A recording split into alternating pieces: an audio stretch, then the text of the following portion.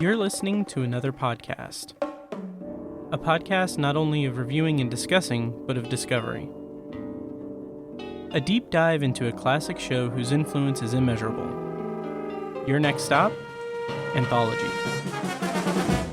Hello and welcome back to Anthology, presented by ObsessiveViewer.com. I'm your host, Matt Hurt, and if this is your first time listening, Anthology is a podcast where I review the Twilight Zone as a first-time viewer and other classic and contemporary science fiction anthology series.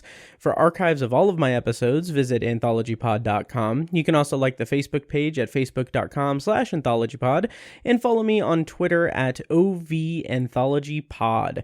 And every episode of this podcast will always be free, but if you'd like to support what I do here, you can become a patron at patreon.com/obsessiveviewer for exclusive content recorded specifically for Patreon across all three of the podcasts that I host. You get exclusive B-roll episodes, TV and book reviews, movie reaction recordings, commentary tracks, and early access to podcast episodes, as well as previously unreleased content. Again, that's at patreon.com/obsessiveviewer. And the way that works is it's a recurring monthly payment. And once you sign up, you get instant access to everything. I think that there are, depending on the tier that you join at, there's a total of 374 things spread across all those different categories. So I'm really proud of it. There's a lot of fun stuff on there. And so check out patreon.com/obsessiveviewer. So today on the show, I'm going to be discussing The Jungle, which is the 12th episode of the Twilight Zone's third season, which aired on December 1st, 1961. And of course, I'll be rounding out the episode with a brief review of Science Fiction Theater Season 1, Episode 20, Negative Man.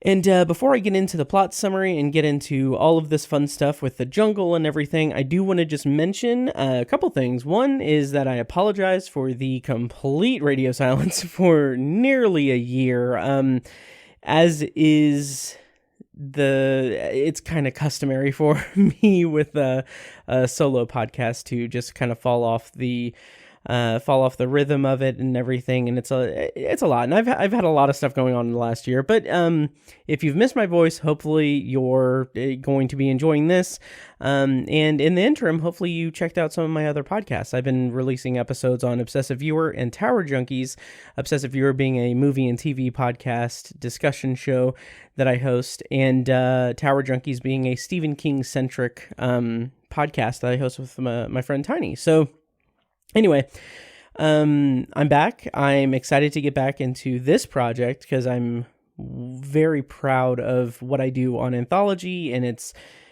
just really exciting.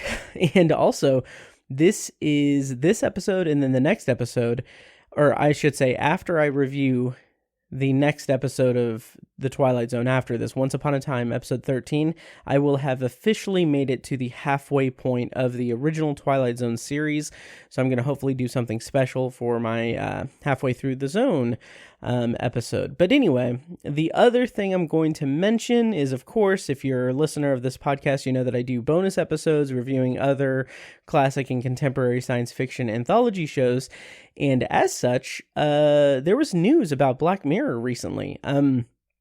Charlie Brooker, about a year and a half ago, said that he just wasn't really in the right headspace to do something as dark and just very drab as Black Mirror because, the world was on fire and everything. And it was announced recently, within the past few weeks, that Black Mirror will in fact have a season 6 now. So hopefully he's, it sounds like he's kind of gone through it and everything, and he's doing better now in terms of mental health and everything. But yeah, and apparently each episode, I think, if I remember correctly, it's going to be like very big. Like they're going to be very big episodes, I think. I don't know. I might be confusing that with Stranger Things. But anyway, very excited for a 6th season of Black Mirror, even though since the Netflix deal, it has been kind of hit or miss.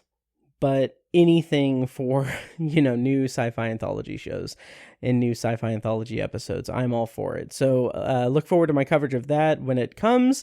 But for now, let's get into my review of The Jungle. And as is always the case, I'm going to be spoiling The Jungle from the outset. So if you haven't seen The Jungle, go check it out, come back, listen to this episode, or if you don't mind spoilers, just continue listening. So I'm going to start the review by reading a plot summary courtesy of the Twilight Zone, Unlocking the Door to a Television Classic by Martin Grams Jr., and that plot summary is going to be spoiling the entirety of the episode. So warning out, you've been warned, spoilers on for The Jungle. And here we go with the plot summary.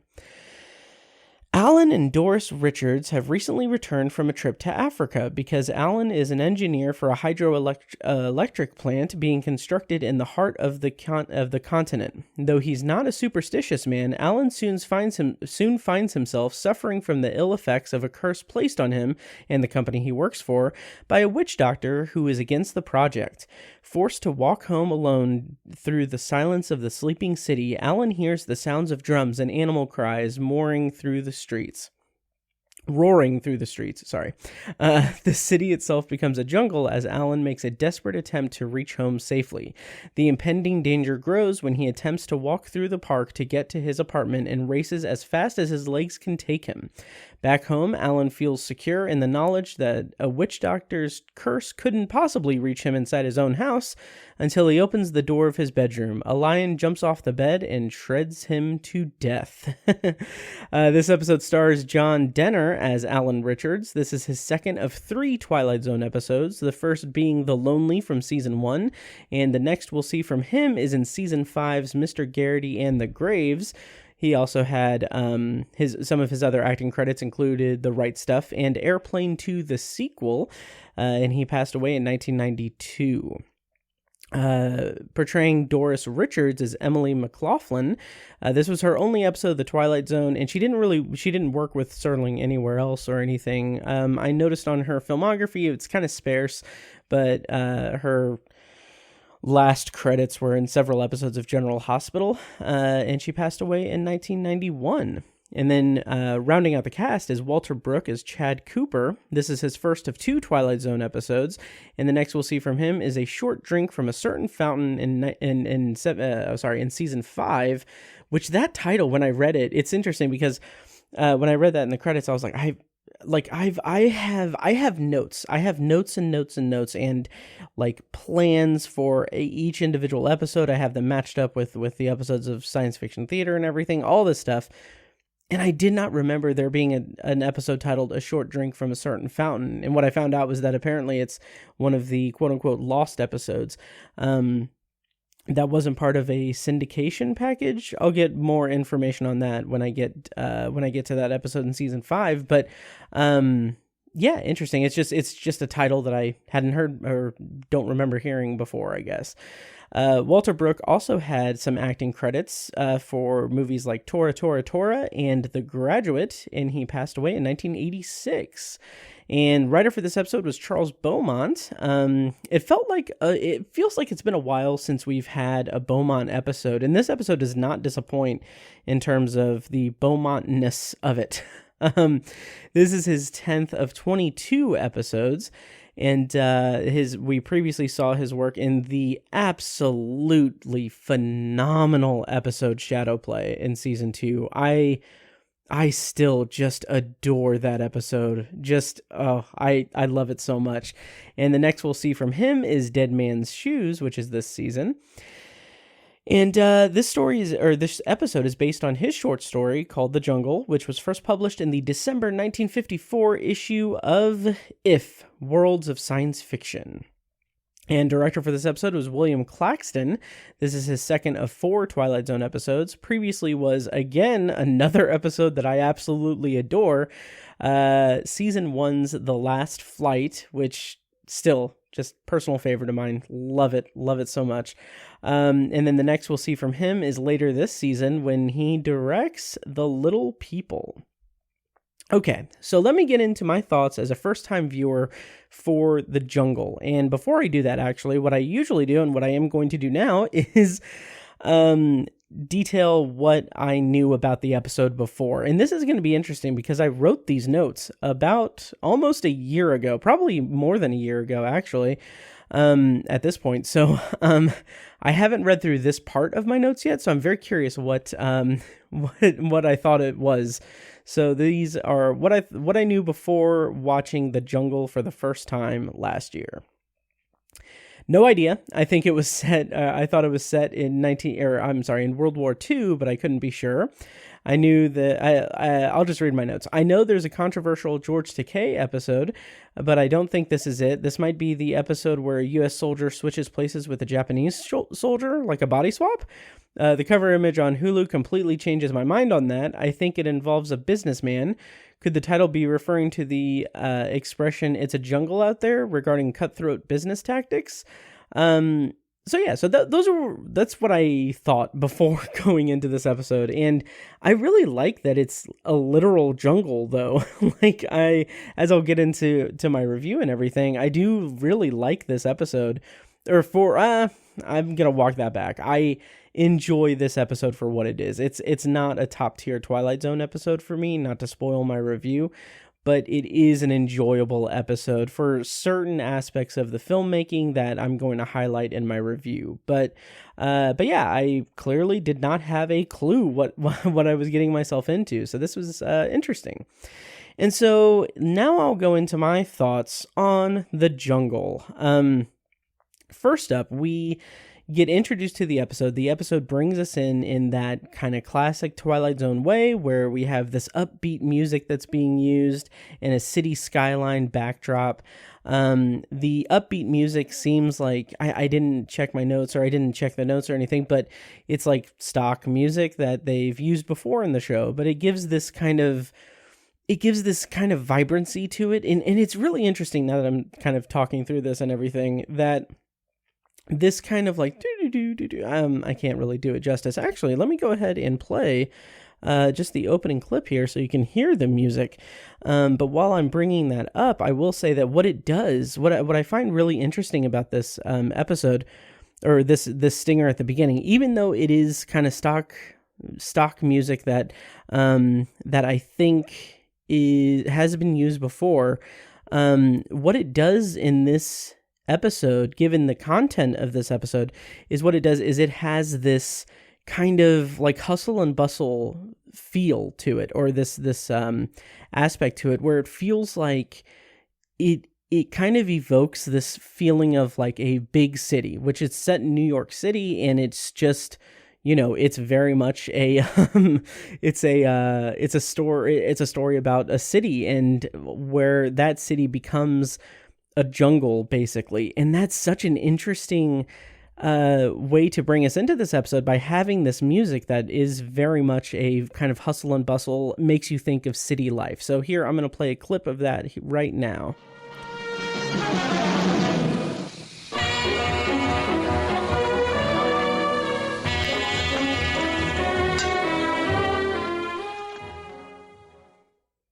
So yeah, so that's the beginning of it. It kind of sounds like it has that kind of energy to it.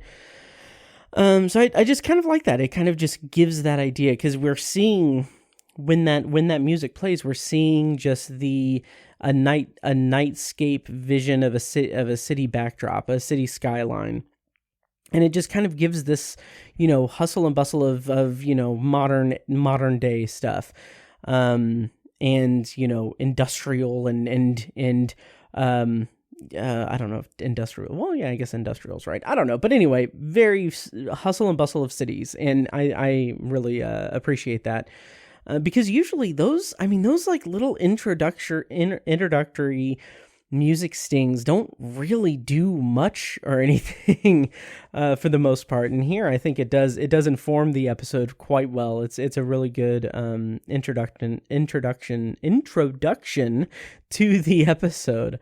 Okay, so we're introduced first to Doris and Alan, and they are a married couple who, we get this just very exposition heavy introduction between them, where he kind of he confronts her and says, "Hey, I found some items in your jewelry case, so you must have brought home some souvenirs."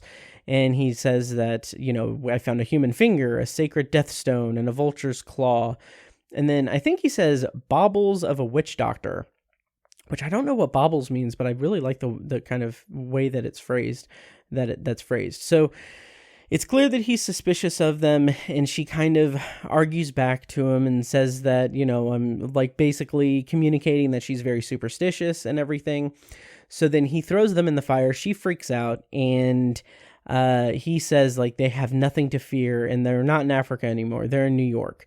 And she explains that the shaman said that they were wounding the land and that they were hurting it and making it bleed and that it would come for them. And what I really like about this opening scene is the way that it unveils the exposition to us. Like we are in this couple's kind of conflict as they're talking to one another, and we're being caught up through the dialogue in a very natural way. It's not like he confronts her and then is saying like, "Oh, I can't believe you did this. I can't believe you've done this.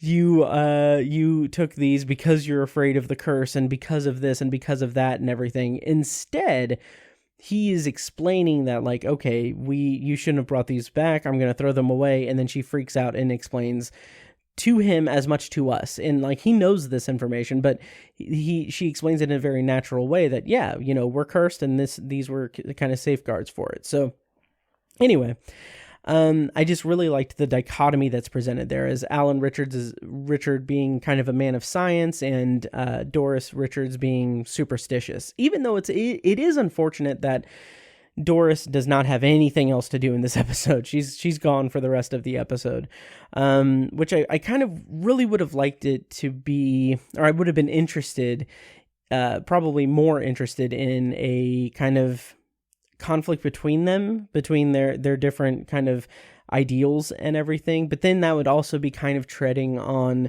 season 2's Nick of Time, that kind of has a similar thing, but that's more...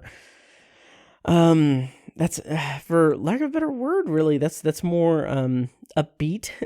And this is a Charles Beaumont episode, so it's very bleak, but then Alan leaves, and as he opens the door, she says not to open the door, and when he does, there's like a goat carcass just right in front of the doorway. And that brings us into the opening narration from Serling, which I'm going to play right now.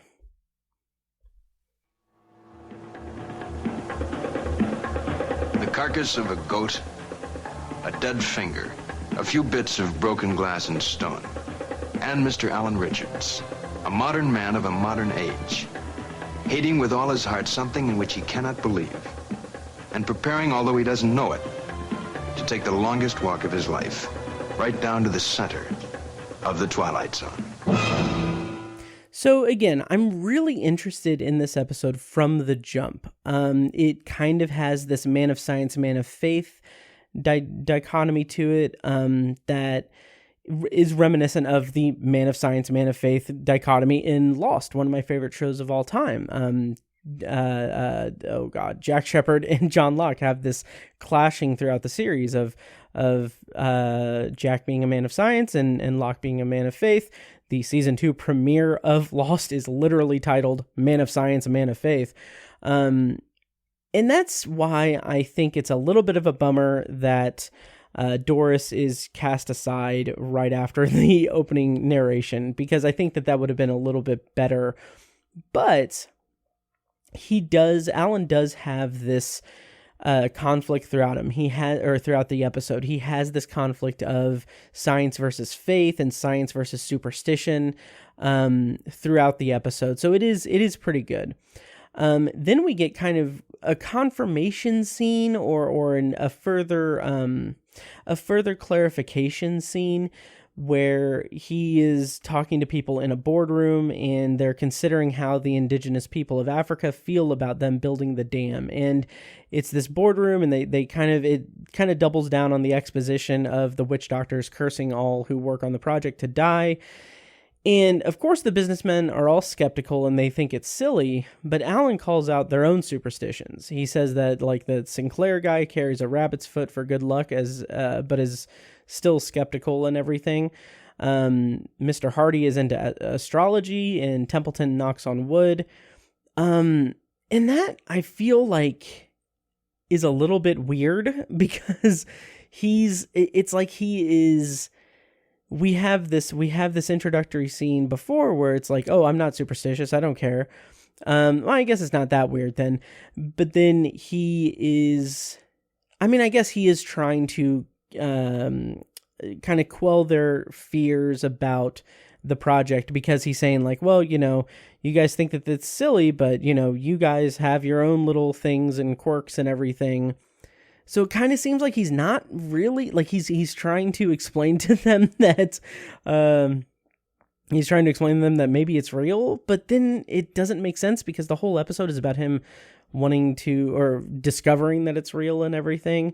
So I don't know. I felt a little bit confused by that, I guess. I probably missed something and I apologize, but yeah, I kind of felt like that was a little off.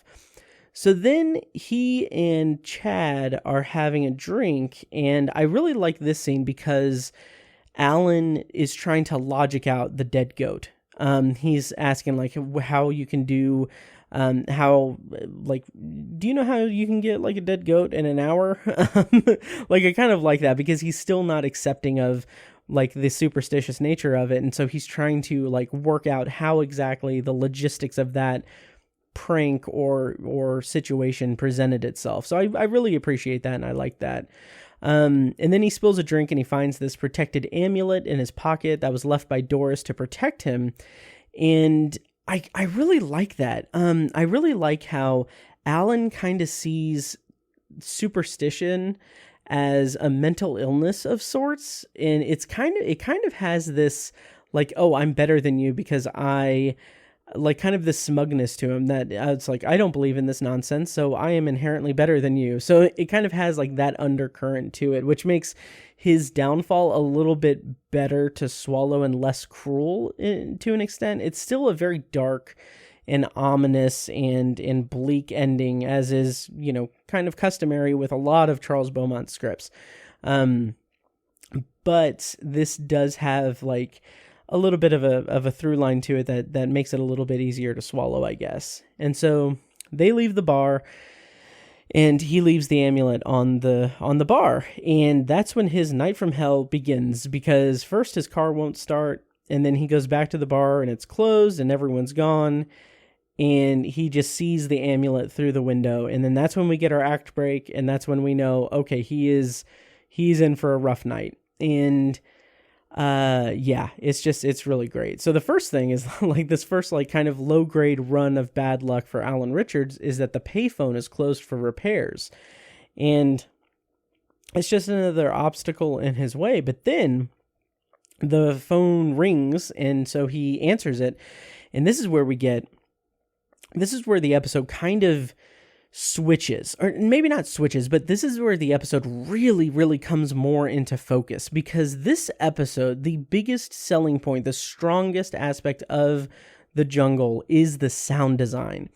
This episode is a great exercise in really, really compelling, tense sound design to build the tension and build us through this story. So the sound design is fantastic, and it starts with the phone ringing. He answers it. He hears this growling and snarling noise through it, which is very, very unsettling. Like, this is the middle of the night. He's in like a big city that is desolate. There's weirdly no one around, and he answers a ringing phone from an out of order phone booth, and it is this animal sound of growling and snarling, and I just love that as the introduction to the weirdness of it. The Twilight Zone element of this episode has been introduced, and it is frightening. It is creepy and unsettling. And then the show does a really cool camera technique, that there's this really cool shot of the phone receiver that's dangling as Alan walks away staring at it. And the camera is positioned behind the phone booth or on the opposite side of the phone booth. And we are seeing through the glass of the phone booth to Alan through the other side of the glass, on the other side of the phone booth, as the receiver is dangling and swaying in front of us, and we hear the snarling and growling.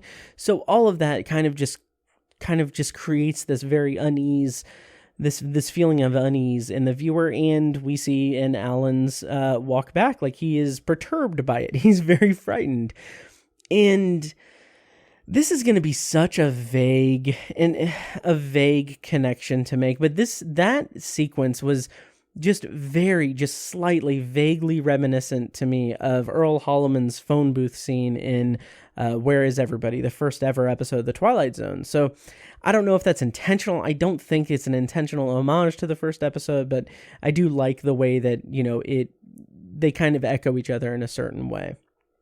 And so as he's walking, we get this very cool overhead shot through a tree with some ominous wind blowing and some jungle animal noises that are slowly being introduced into the soundtrack. And it's just very atmospheric. It's very immersive and very creepy and unsettling, because you know that these sounds do not belong in this setting, and that weirdness is just so unnerving. And then from there, like this episode has some really good escalating tension throughout it, because then he hails a cab, he gets a taxi, he gets in, and then they stop at a red light, and the light turns green, but the driver doesn't go. And again, I've got to say, Charles Beaumont, very bleak. The driver is presumably dead, like he just dies, I think. And then he kind of slumps over to the passenger side.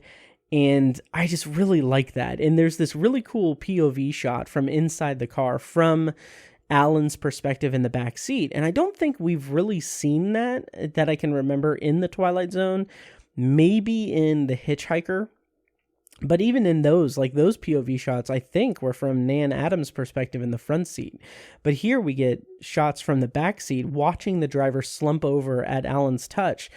And it just feels far more creepy because we are in Alan's perspective. And the difference between him and Nan Adams in The Hitchhiker is Nan Adams is behind the wheel. She is in control of the vehicle. Alan is a passenger in the back seat, in the very vulnerable back seat. And this sense of isolation and out of control, like this lack of control for his character, really kind of accentuates and adds to the tension of the episode in a really big way. And I really, really like that. And then as he gets out, he hears more sounds of the jungle around him. And there's, again, this complete isolation of the city streets and sidewalks that makes things even more eerie and weird. And I find that to be, again, such an interesting juxtaposition. The jungle noises amidst a desolate New York City set, the city that never sleeps. I'm like 99% sure it's supposed to be. Yeah, because they talk about Central Park, I think. But there's no one on the streets. There's no one there. And it's just really evocative. And I have in my notes, so it's really evocative and with the absence of music, haunting. And then as soon as I typed absence of music, a drum was added to the sound of the jungle in the soundtrack. And I thought that was just really fun timing. And again, like the timing of this episode is really good because like that is just such a great way to, I mean, like, that was the moment that I realized, oh, yeah, there's no music. This is very, very unnerving. And then as soon as I think that, they introduce music to the soundtrack in a way that is part of the creepiness. And I don't know, that just really made a more immersive experience for me. And then the next scene, he stumbles upon or is startled by these party costumes in the store window. And there's a man holding a spear in this tribal attire. And the camera kind of sticks to him for a second. And I kind of feel like there's just a very, very slight hint of the actor in the window moving his eye just slightly, moving both of his eyes like a little bit to the right or left. I'm not sure. And I'm curious I don't know if they really thought this way through or thought this through that much, but I kind of feel like maybe there was an editing choice there where this is based on nothing. I've read nothing about this. I don't know anything. If this is purely conjecture on my part, but that feels like, if that is, because it's like a nanosecond. If that is the case, I feel like there is maybe a scenario where they're editing the episode and then they intentionally left like a few frames of the man kind of moving his eye slightly, just to give us that effect, that kind of almost subliminal, like, oh yeah, this is a real person and he's creeping out Alan and everything.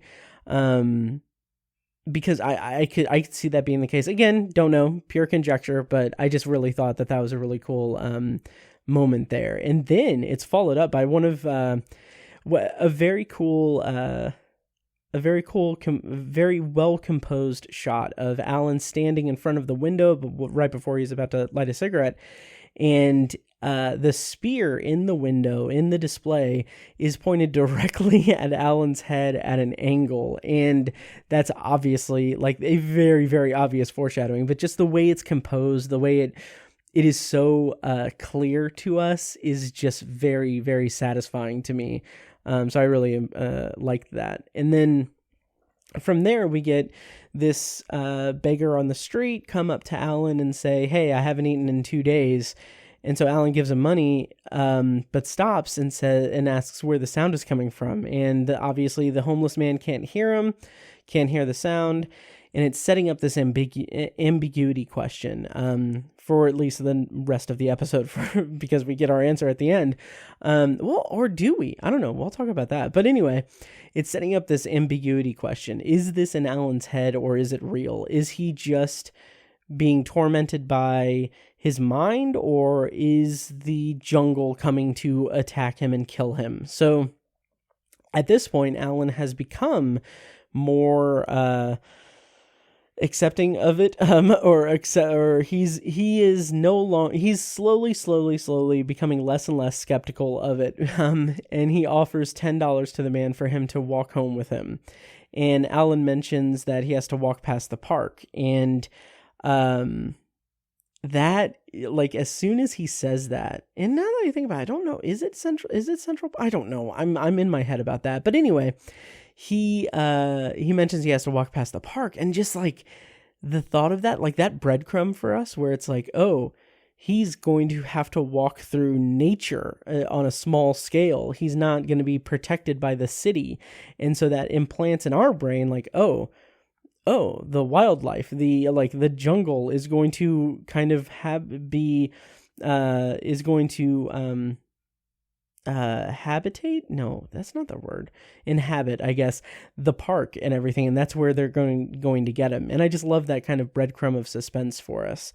And then the homeless man kind of disappears, and Alan is all alone again. And here's a really interesting moment for me. Alan runs through like an alleyway, I think, into this open area. And it is a pretty conventional shot. It's a pretty conventionally created shot. It's kind of an overhead, maybe crane shot, I don't know, where he is running through. And the sound design of him running through the street is a conventional, like, feet hitting the pavement sound effect.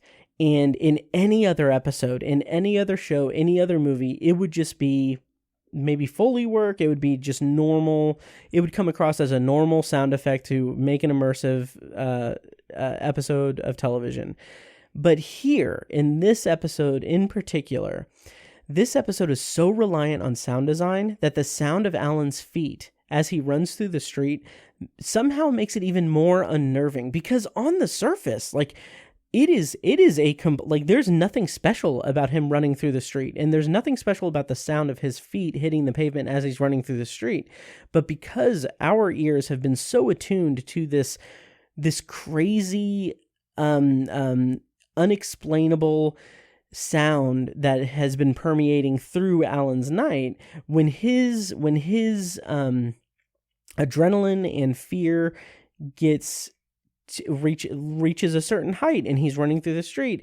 Us hearing that, because we've been so attuned to the sound, it will hopefully to the viewer, and it did for me, made it even more unnerving, especially because that's the only sound in that sequence. I'm 99% sure there's no music or anything. It's just him running, the footfalls of him running through the street. And again, it is completely normal, completely natural. It is completely ordinary. But in this episode, in the context of this story that's being told, it is very, like, weirdly thrilling. And I think that that's such an interesting way to, I don't know, engage with the art, because I don't know how intentional it was, or I feel like that's a byproduct of the uniqueness of this episode. So then a lion statue stops Alan with the sound of a lion growling, and he approaches the statue with caution, and he sees two statues, and he holds two $10 bills. And I don't know, I didn't really fully go through this thought process, but I kind of felt like maybe that's symbolizing the dam construction in some way. Like, I don't know, it's kind of just showing us like he's a greedy businessman willing to desecrate nature for his own means. But I don't know, that's kind of a loose thing. It doesn't really make sense to me. But yeah, I don't know. I just thought that was interesting, and it was, creepy, and it's good foreshadowing for the end scene, which is bonkers insane. And so I don't know where it was filmed or anything, but I'm sure it was filmed like in a backlot or what have you. But the further that Alan makes it through his walk makes me think some of it may have been like on location stuff.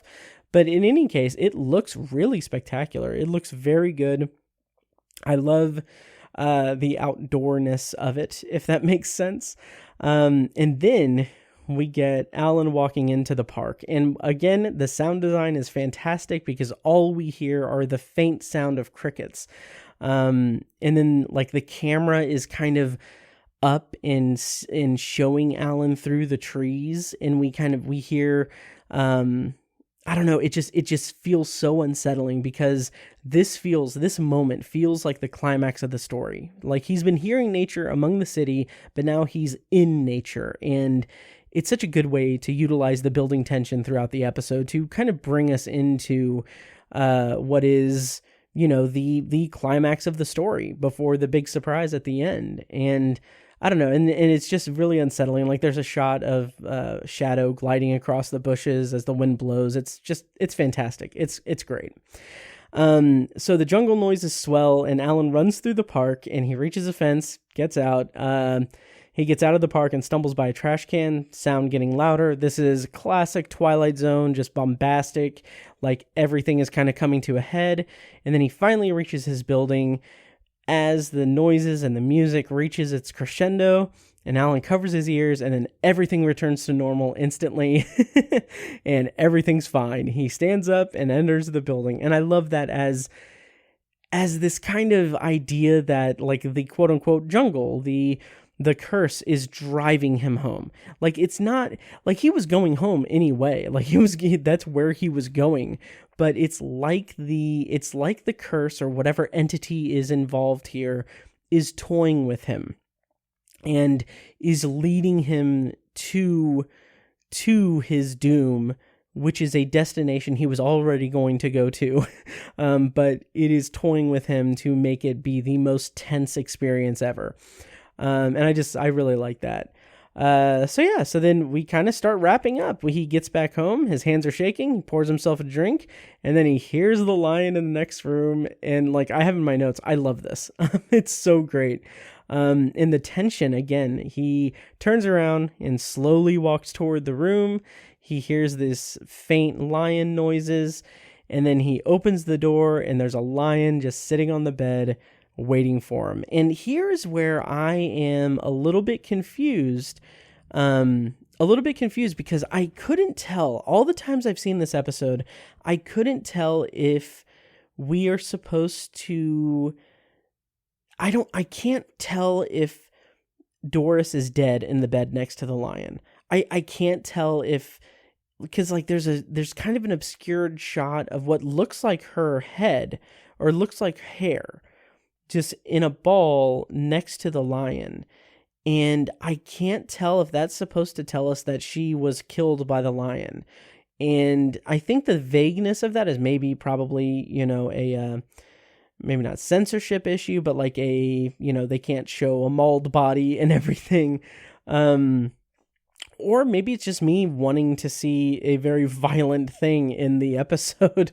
I'm not sure. If you have any information or any way to clarify that for me, please let me know. Because yeah, I'm very curious about that. But it looks like she's dead. It looks like a dead body next to the lion, and then the lion runs to the camera, and you hear Alan screaming off camera as the lion destroys him. And I have in my notes, Charles Beaumont. Wow. Because again, it seems like a very bleak ending, a very bleak ending, really. Very bleak end for Alan Richards. And then we get very brief closing narration from Serling, which I'm going to go ahead and play right now.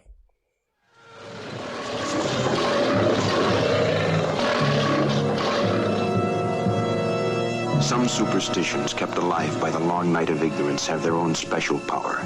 You'll hear of it through a jungle grapevine in a remote corner of the Twilight Zone.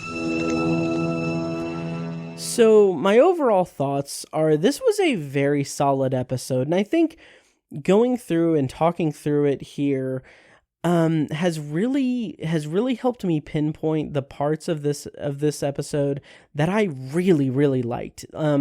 This is such a great exercise in tone and tension and atmosphere, and it has this very cool and very cruel and gruesome end at the surprise at the end. And I just really like that. And I know that I'm going to jump ahead a little bit here, but I do think it's really interesting that we have this episode being so focused on the sound.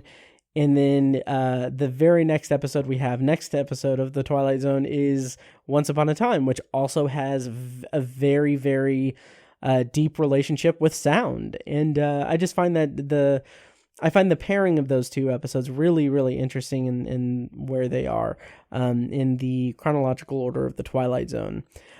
So to get back to the end of this episode, I really admire that gruesomeness of it and how just unforgiving it is. Like, again, I keep saying it feels like a Charles Beaumont episode because he had these kind of cruel twists of fate in his episodes. And it's interesting because in this episode, this particular story doesn't really play out the same way that other like cautionary tales in the Twilight Zone play out. Despite the cautionary tale being so baked into the plot. Like, this episode is about a man who has been threatened by a witch doctor, that, death and pain and everything will come after the people that are desecrating the land. He doesn't believe it. Then he is dealt a very, very cruel death because he doesn't believe it, because he doesn't respect the land, because he is going over there and desecrating the land for his own profit and everything. But even though that is so baked into the plot, it feels like he doesn't really have an emotional journey, or he doesn't have like this realization. He has a little bit of that, as I said in the review. He has a little bit of this kind of, not rationalization, but he becomes a little bit aware that something is amiss, and that's when he asks the man to walk home with him and everything. But even that, like, that is just a very, very small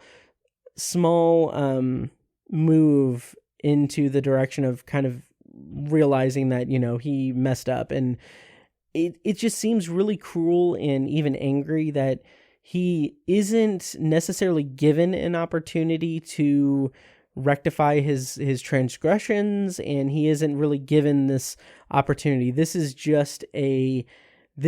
a character who is being dealt a punishment without any hope of reprieval or coming out the other side alive or changed or even alive. So I don't know. I feel like that may bother some people, and I'm curious to hear what people's reactions to this episode were and are today for that reason, because that kind of does seem like it just seems like a very gruesome way to just toy with a character and kill him so viciously without that hope for redemption. But again, that darkness is kind of, it is kind of signature for Charles Beaumont. And it's a little bit, it's in keeping with his writing. So I can't fault the episode for that, but overall, I think that this was a solid episode, very solid, very enjoyable. It's not a top tier Twilight Zone episode for me by any stretch, but the things that do work and the things that I was impressed by are very impressive. Like the atmosphere, the tone, and the sound design. I cannot sing the praises of that enough. I think that that's a really cool, immersive and scary kind of story and way to communicate the story to us. So I don't have much else in the way of notes or trivia except that the stairs in the city street, I read this on IMDb, where Alan runs up a set of stairs and looks into the bar's glass door, is the same set from the Twilight Zone episode One for the Angels, where Lou Bookman made his sales pitch to Mr. Death. So that's the only piece of trivia I really have for this episode. But yeah, overall thoughts, again, I enjoyed it. I think it's a very solid episode, and I'm eager to see what you guys think of it and what you guys think of me coming back to Anthology after almost a year. Sorry again. But I'm back, and I'm like, even in this moment, like recording this episode has been a blast so far. Like every time I come back to Anthology, I just remember how much I love Anthology and how much I love this side project podcast that I've been doing for years at this point. So thank you guys for holding out for me and coming back and listening. But anyway, as is customary, that is my review of The Jungle from season 3 of The Twilight Zone. And now I'm going to wind down the episode with a bonus review of an episode of Science Fiction Theater. This episode is called Negative Man, and I'm going to go ahead and play my Science Fiction Theater stinger that I just remembered I had in this moment. And then I'll get into my thoughts on Negative Man.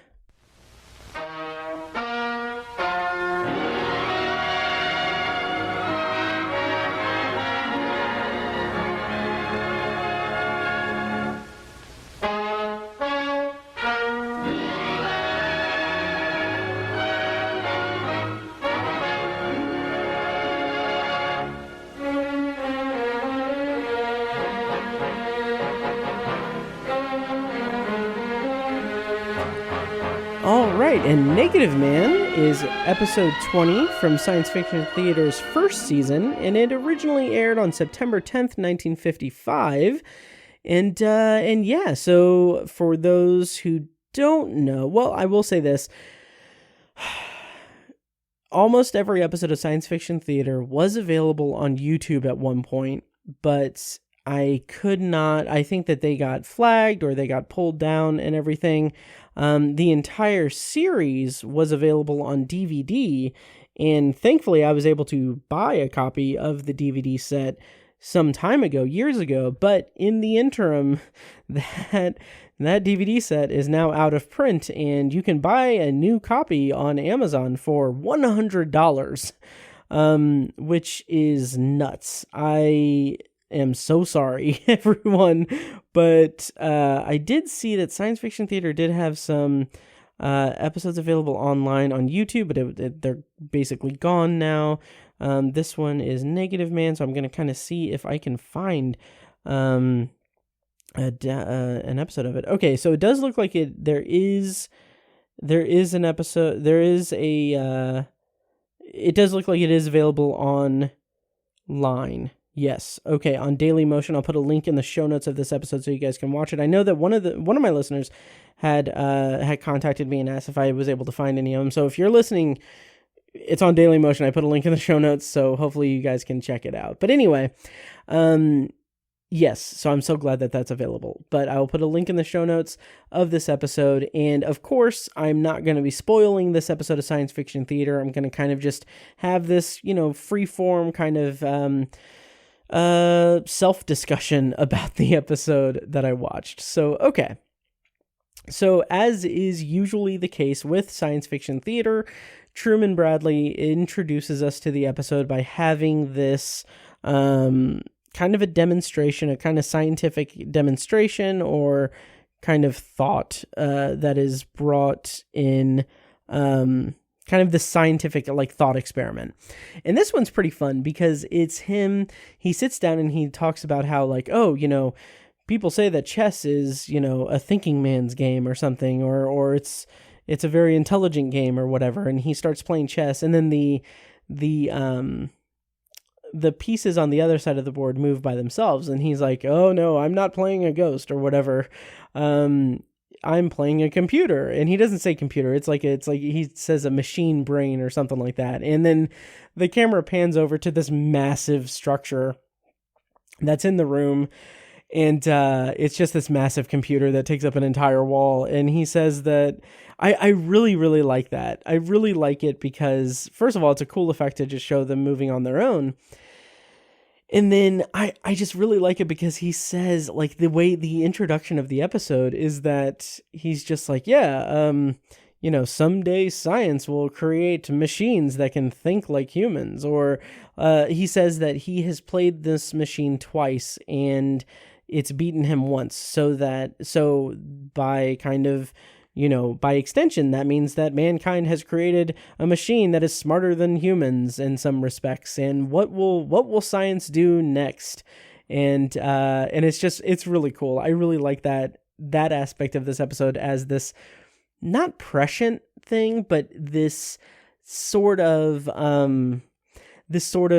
speculative thing. It's very speculative, and knowing how technology has evolved since then is a real treat to see this from 1955. So, okay. Negative Man. The plot synopsis is, after an accident in a laboratory, an electrician develops superior intelligence and superhuman sensory powers. This episode was directed by Henry Kessler and written by Thelma Schnee from a short story by Ivan Tors, and it stars Dane Clark, Beverly Garland, and Carl Switzer. And this is very cool because, again, this episode aired in 1955, and Dane Clark was also in an episode of the Twilight Zone from season 2. And what's awesome is that the episode that he was in was called The Prime Mover, and that episode is about a man that runs a diner who finds out that his friend is imbued with a superhuman knowledge, and he has these superhuman abilities. And here in this episode, which aired a full decade and some before, not full decade, but I don't know, several years before that episode of the Twilight Zone, Dane Clark, who played the diner owner, is now playing an electrician who gets shocked and has all of these superpowers that are kind of the same. He knows things that he shouldn't know. He hears things that he shouldn't hear. He's able to get information that no one else can. And I just found that to be a really interesting thing. Not to say that Dane Clark's casting in The Prime Mover was stunt casting by any stretch, but it's just really interesting to see how those two episodes kind of match up. And another thing that I really liked is that, or something I found interesting, I should say, is that this episode, the story does feel like it immediately reminded me of the story Flowers for Algernon. And that story, I read it in school. I really liked it. But what was interesting is that was first published 4 years after this episode aired. So I don't think that there's any case of plagiarism or anything, or there's no case of, there being, I think that that's an interesting coincidence, really. Yeah. So I don't know. I don't know what to say about that, but, the opening scene of this episode though does have this, another kind of massive machine. This is so much bigger than the one in the pre-show with Truman Bradley, but it's full walls. It covers full walls and everything, and like they refer to it they refer to it as a series of tubes, which is great because that's what someone, I can't remember who, some old ass politician years ago referred to. Was it Al Gore? I don't know, but they talked about how the internet was a series of tubes. Oh, it's dumb. But anyway, so I really like this episode because of me being a modern audience member watching this episode from 1955, and kind of, I'm not laughing at the science or laughing at the speculation or anything. And part of me is kind of in awe of how they depict this, the future from a 1955 perspective. I don't know. I really like that.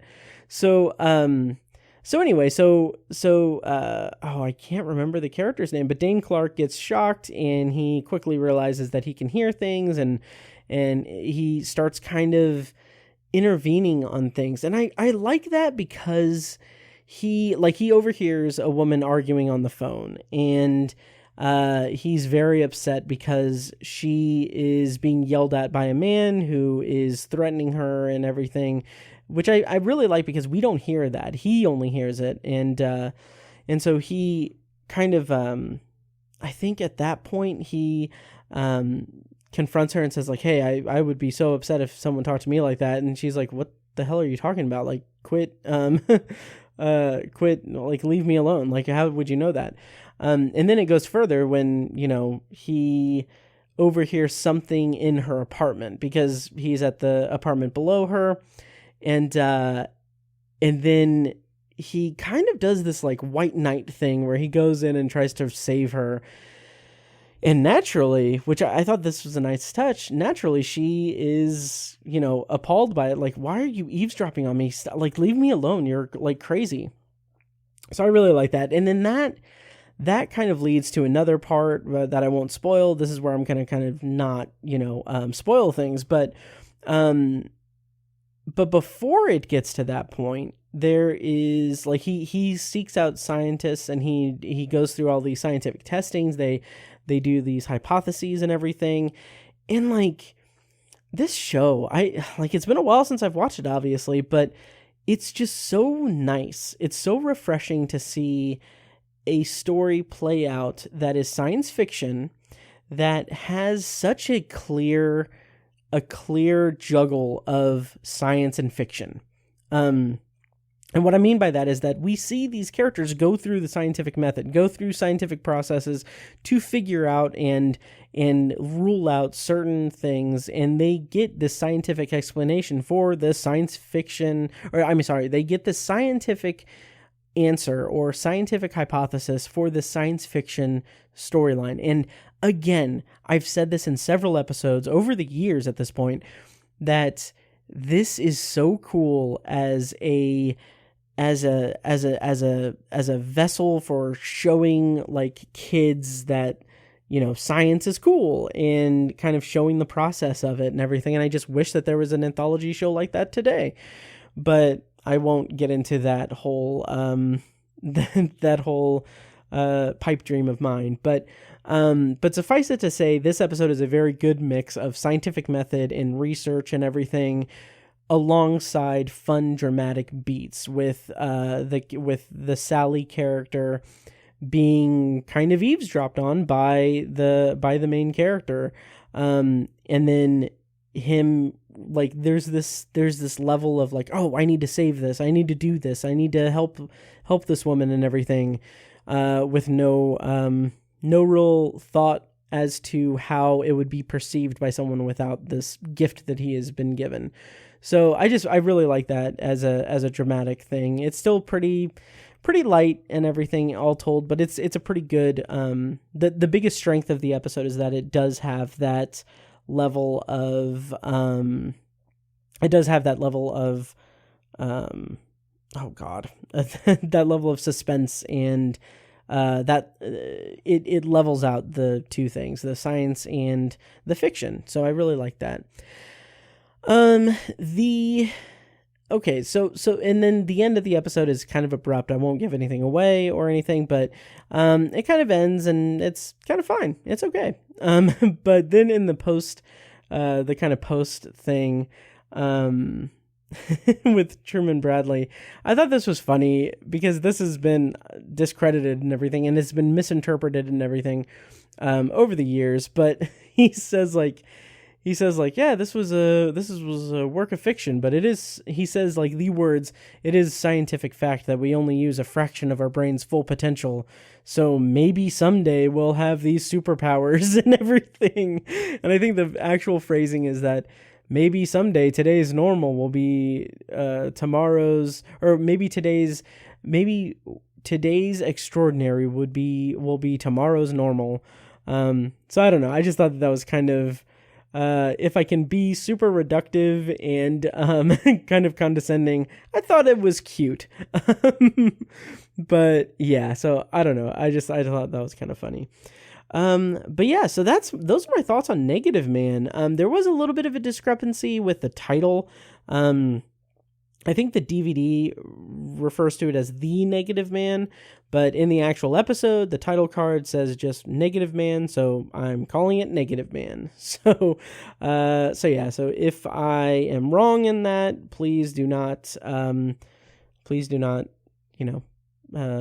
murder me, I guess. I don't know. Anyway, so yeah, so that'll do it for this episode of Anthology. I'm really glad to be back. Next time on the podcast, I'm going to be talking about episode 13 from Twilight Zone's third season, titled Once Upon a Time. Very excited about that because it's a very interesting episode. It's a very unique episode with a very cool lead, actor.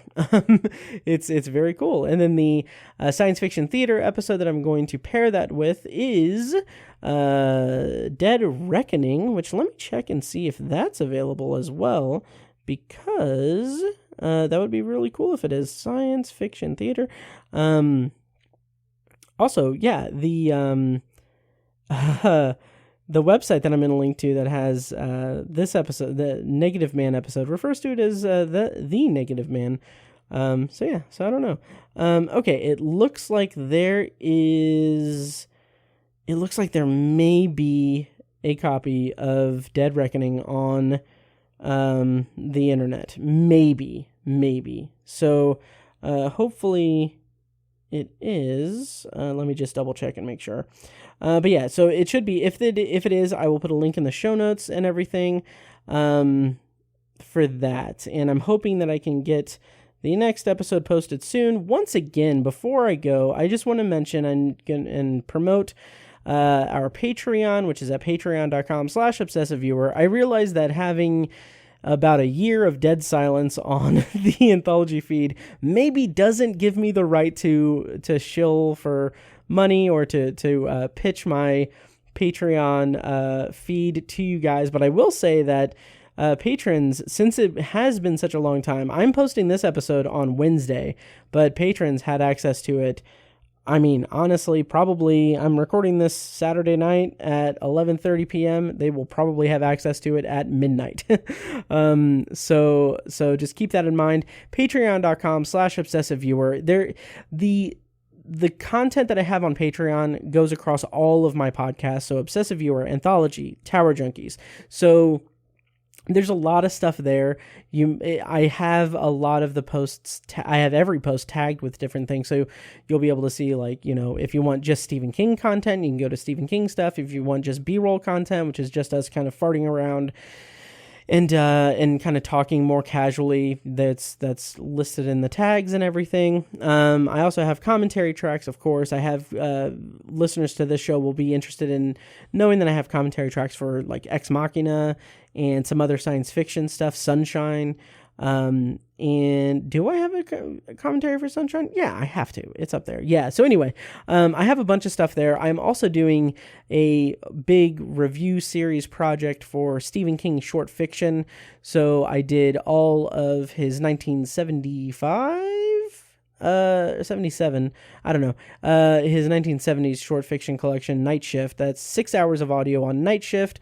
Then I just did another 6 hours or so of audio on Skeleton Crew. So there's a ton of stuff there. Please consider checking it out. Patreon.com/obsessiveviewer. More information there.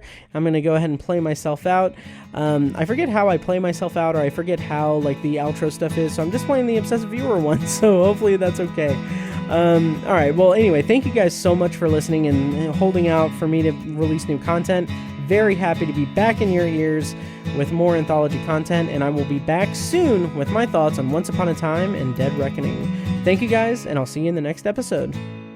And now, here's a short clip from our Patreon exclusive RSS feed. To hear the full clip and more exclusive Patreon content, go to patreon.com/obsessiveviewer and become a patron at the minimum rate of $1 per month. Thank you and enjoy. Scene, like, that is such a huge moment. That is such a shocking moment. And now, just with a wave of Paul Reiser, it's none of that matters. Like, we will not see, I do not believe we will see anything more with that plot line ever again in the history of Netflix original series. And I think that there's an element of maybe clunky storytelling there, because I get that the intention of that is to show that, 11 is still dangerous, or she is. This podcast was edited and produced by Matt Hurt and presented by ObsessiveViewer.com. You can find links to all of our shows at ObsessiveViewer.com/podcasts. For exclusive bonus content, including reviews, commentaries, and B-roll episodes, you can subscribe to our Patreon at patreon.com/ObsessiveViewer. Thank you so much for listening, and we'll see you in the next episode.